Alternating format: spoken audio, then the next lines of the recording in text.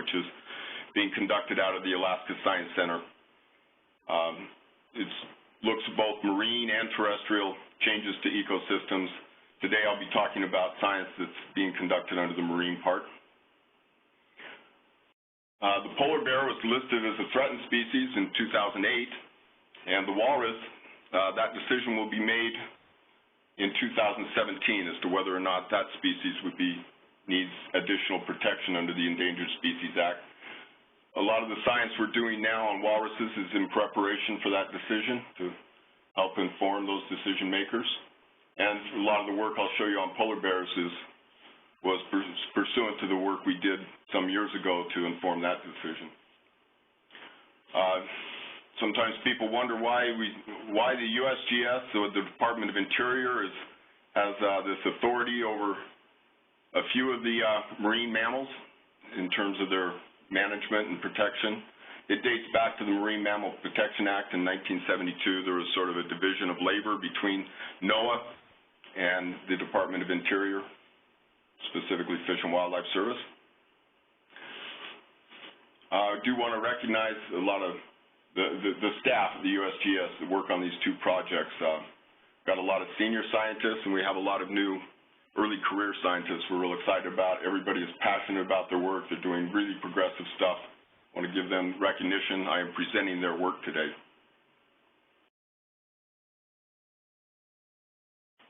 So, you know, a foundation of our ability to look at how sea ice interacts with these animals is the fact that we track the animals. And so everything you see today will have a tracking component in it that allows us to align then the places, dates, and times of animals with the sea ice conditions. Female polar bears are collared. They're captured from helicopters using immobilization drugs. And the walruses, here if you can see this tag on the back of the walrus there, they're applied with crossbows. They're kind of a hockey puck-shaped instrument with an arrow with barbs on it, and they're applied by crossbow, either from a zodiac when the walrus are on ice, or by a researcher ever so gently inching his way up to haul-outs. It's a very efficient way to attach a transmitter. Sometimes the animals sleep right through it, but they only tend to stay on for a couple of few months. That's the one downside of that type of attachment. From those data, then we've tagged literally hundreds of animals and received hundreds of thousands of locations, as sort of illustrated by these scatter plots on these maps. I did want to point out that, we tag animals in the Beaufort and Chukchi Seas, and these points that you see here in the East Siberian and Kara and Barents Sea, those are not Alaska animals that moved to that area. These are from collaborative studies with the Russians back in the 1990s. However, this one bear, if you can see, up over the North Pole and down into northern Greenland, that is an Alaskan bear that was tagged in Alaska that emigrated, took up residency north of Greenland. So we get asked this, kind of $99 million question: what are the implications of the current and future sea ice loss to these animals? It's a challenging question. Obviously, we have no precedent from which to work on or draw inference from. There's a lot of uncertainty, but nevertheless, we're challenged with that question because of decisions like Endangered Species Act decisions where they ask us to provide the best available science. In the case of the polar bear, the first thing we wanted to do was to actually quantify or model the relationships between polar bears and the sea ice. We did that through what are called resource selection functions. They come from the family of mark recapture, from use versus availability, what the animals used and chose to occupy versus what they had available. And we cast those questions in terms of habitat covariates, and the ones we chose for polar bear were several from the passive microwave sea ice data sets, the concentration of ice that bears were choosing to use, and how far away from some primary contours of ice, dense ice, or 75% ice, concentration threshold 50 and 15.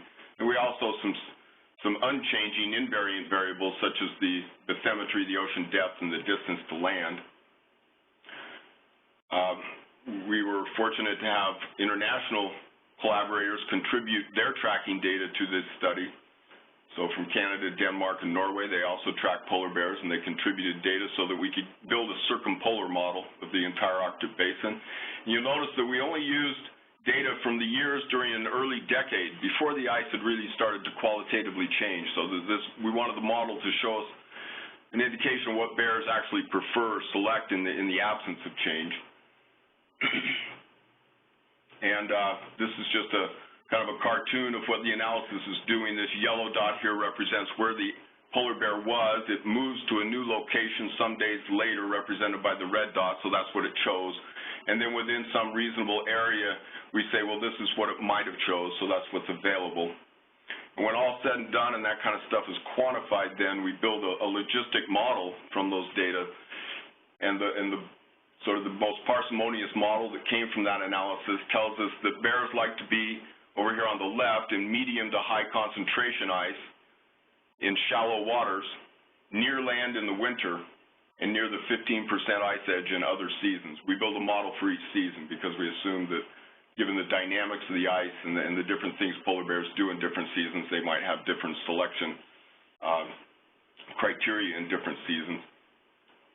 And then this bottom line here is to point out that when we compare the data from a separate decade, the next decade, 96 to 06, 7,700 polar bear locations, we found that 82% of those locations were in the top 20% of this resource selection function valued habitat. In other words, we're pretty good. We were quite happy with how well the model was predicting where polar bears would choose to occupy. Here's what it looks like when those functions then are extrapolated. All you need is a map of sea ice concentration on a continuum, along with the ocean depth and distance to land, and for every point on the landscape then, the seascape, you can predict whether or not that would have high RSF value for polar bears, in other words, where you'd expect them to occupy. So the red and the yellow in these maps then represents high value habitat. In the winter, these maps on the left, remember it was near the coast, which is shallow water. When we come over here on the right side, we're looking at some September maps. Here, back in the 85, there was lots of high-value habitat because the ice was over the continental shelf, but as we move into a more recent year, 2005 here, in September, you see less red and yellow, and that's because the ice has retreated back over the continental shelf, so the model doesn't give it as high a quality of a habitat value. So we knew going into this that one of the primary things we wanted to do with this model was to extrapolate it using the general circulation model projections of ice cover so that we could take a look into the future of how the habitat, how the primary habitats for polar bear may change in the future. That's what all these little maps are then, or different GCMs from the CMIP3 archive of ice concentration projections. You can see in the winter here, even at mid-century and late century, there's still a lot of red and yellow in those maps. There's still a lot of polar bear habitat in midwinter in the future because the Arctic basin is still freezing every winter, and there is ice cover from which the polar bears can hunt.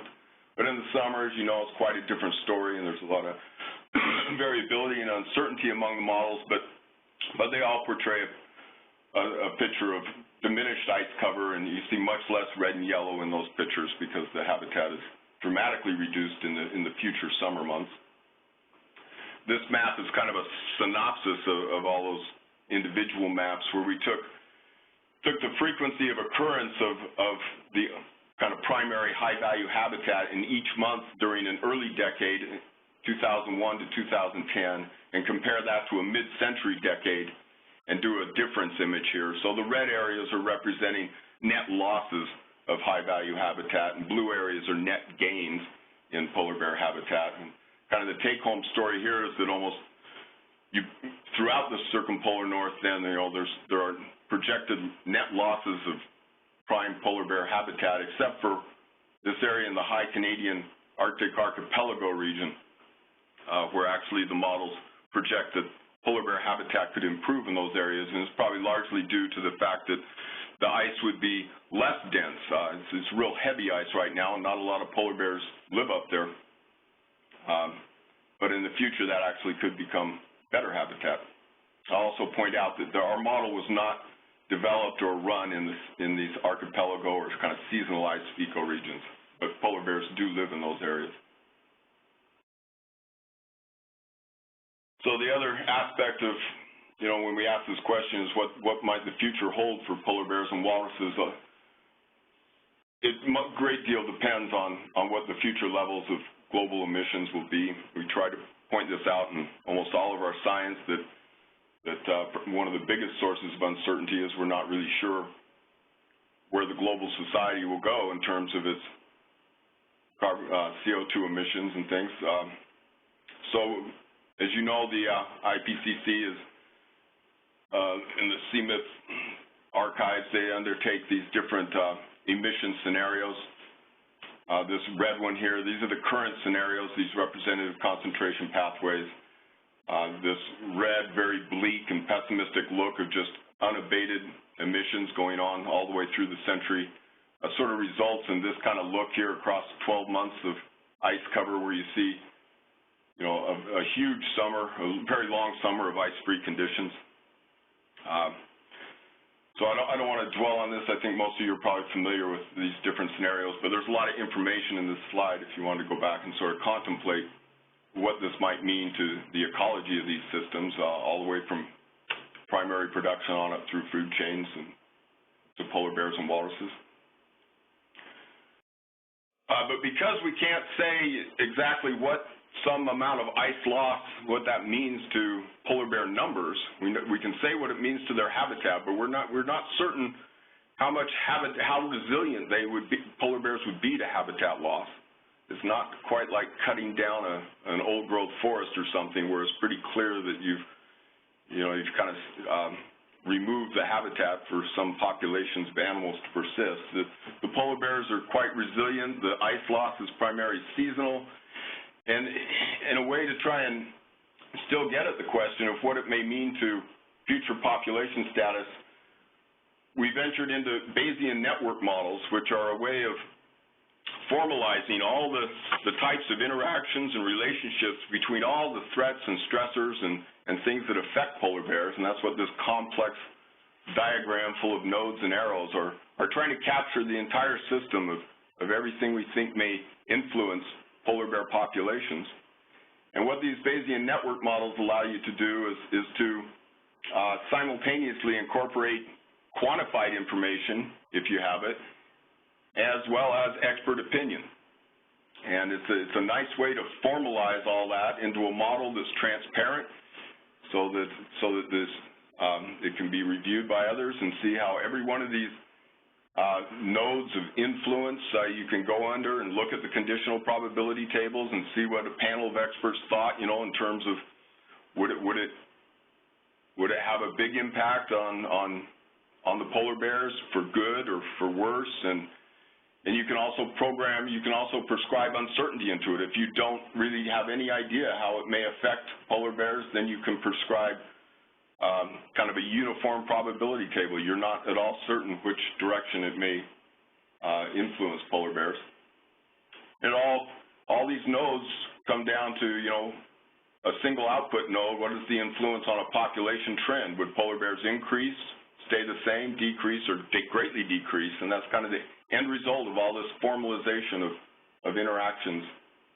I've highlighted here that for these models, then up here we input the general circulation model projections of sea ice cast in terms of polar bear, things that are important to polar bears, like how long the ice-free season may last, how far the ice may retreat offshore, et cetera. And we look at all kinds of periods, decades through the century, different forcing scenarios, different areas of the Arctic, et cetera. And it all brings us down to sort of outputs like this.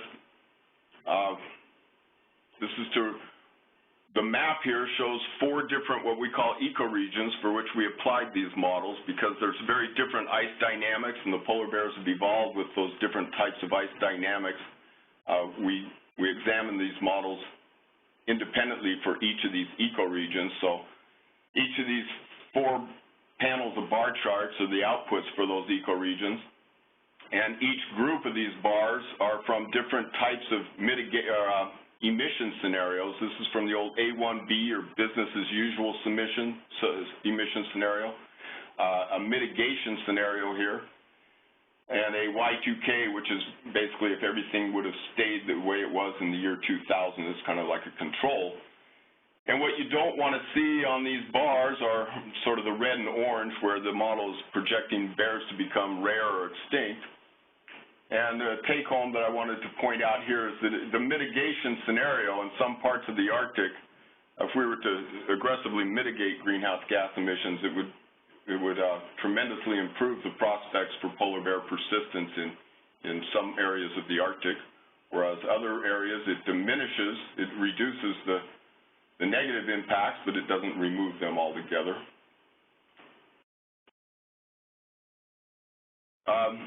This is a reminder that I'm going to transition now from talking about models and future projections to more of the empirical kinds of observational ice data that we've been looking at.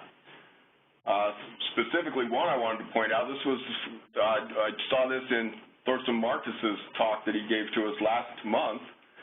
He presented these ICESat-1 maps of ice thickness that Ron Kwok had published in a 2008 paper. What caught my attention when Thorsten was showing these slides was right here in the southern Beaufort Sea, sort of in the U.S.-Canadian border area, this really thick ice in February, March 2005. That just, my eyes immediately drew to that area. And also in 2006, you know, higher than average ice thickness kind of anomalies in this area compared to these other years in the spring of 04 and 07. That caught my attention because I'm familiar with a paper here by Ian Sterling, who is the Canadian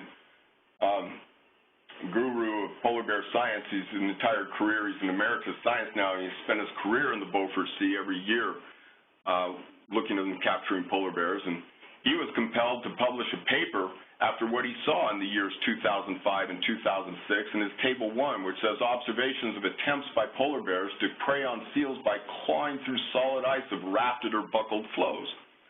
I mean, he was quite struck with seeing bleeding from the bear claws and you know, blood around these areas, and these bears struggling to try and dig through very solid, rafted, kind of like plywood laminated ice in those years. And I remember him asking me, is there anything in databases or something that we might get a bigger picture look?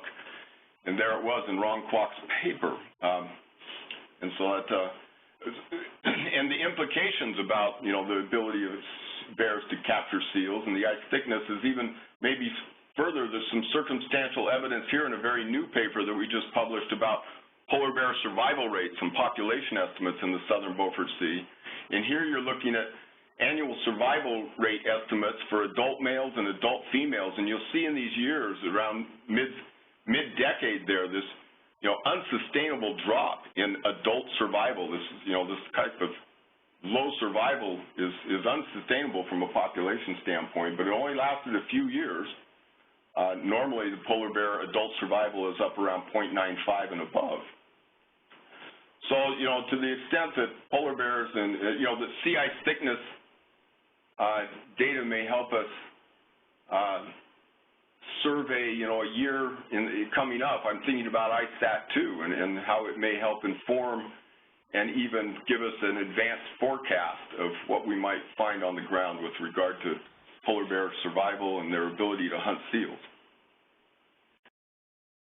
Another type of ice data is ice motion that the National Snow and Ice Data Center recently released a full version of sea ice motion vectors that are derived from passive microwave and ABHRR and even I think there's a third kind, ice buoy data. And so we're interested in, well, what is the role of ice drift in the movements of bears that we see in our tracking data? So this little schematic here on the right, we receive in our tracking data, you know, what is the ground track, the displacement of the bear on the face of the Earth, but it's actually composed of two vector components.